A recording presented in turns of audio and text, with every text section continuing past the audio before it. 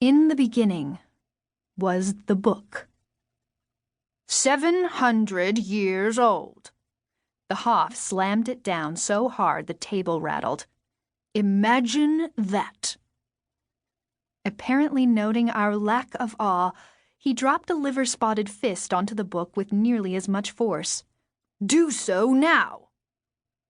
He swiveled his head to glare at each of us in turn, neck veins bulging with the effort. Close your eyes. Imagine a scribe in a dark, windowless room. Imagine his quill scratching across the page, transcribing his secrets, his god, his magic, his power, his blood. Imagine for just one moment that you will be the one to reach across the ages and make this manuscript yield its treasure. He drew a baby blue handkerchief from his breast pocket and hawked a thick wad of phlegm into its center. Imagine what it might be like if your sad, small lives were actually worth something.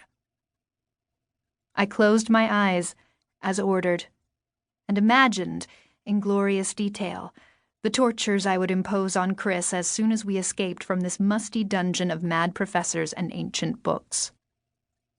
Trust me, Chris had said, promising me a genial old man with twinkling grandfather eyes and a Santa laugh. The Hoff was, according to Chris, a bearded marshmallow, hovering on the verge of senility, with little inclination to force his research assistants to show up on time, or, for the most part, show up at all. This was supposed to be my senior year gift to myself, a thrice-weekly escape from the ever-constricting halls of Chapman Prep into the absent-minded bosom of ivy-covered academia, a string of lazy afternoons complete with snacking, lounging, and the occasional nap. Not to mention, Chris had pointed out as my pen hovered over the registration form, the opportunity to spend quality time with your all-time favorite person, otherwise known as me. Not that this was in short supply, as his freshman dorm was about 100 yards from my high school locker. The only problem with the dorm was having to put up with the presence of his roommate, who resolutely kept himself on his side of the room while keeping his owlish eyes on us. And now that same roommate stared at me from across the table, the final member of our intrepid archival team. Another detail Chris had conveniently neglected to mention. Chris assured me that Max didn't intend to be creepy, and was, when no one else was watching, almost normal. But then, Chris liked everyone, and his credibility was slipping by the minute. The Hoff, Chris had coined the nickname last year when he'd been the one whiling away his senior year with the get-out-of-jail-free pass, commonly known as supervised independent study, passed around the book. Decades worth of experts have tried to crack the code, he said as we flipped through page after page of incomprehensible symbols. More than 200 pages of them, broken only by elaborate illustrations of flowers and animals and astronomical phenomena that apparently had no counterparts in the real world.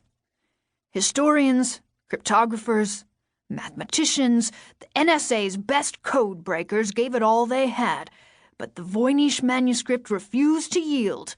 Mr. Lewis! We all flinched. The Hoff snarled, revealing a mouthful of jagged teeth, sharp as fangs, and, judging from his expression, soon to be applied to a similar purpose. That is not how one handles a valuable book. Max, who had been rifling through the pages like it was a flip book, rested his hands flat on the table. Behind his glasses, his eyes were wide. Sorry, he said quietly. Aside from the soft hi I'd gotten when we were introduced, it was the first time I'd heard him speak. I cleared my throat. It's not a valuable book, I told the Hoff. It's a copy of a valuable book. If he ruined it, I'm sure he could scrounge up the $20 to pay you back.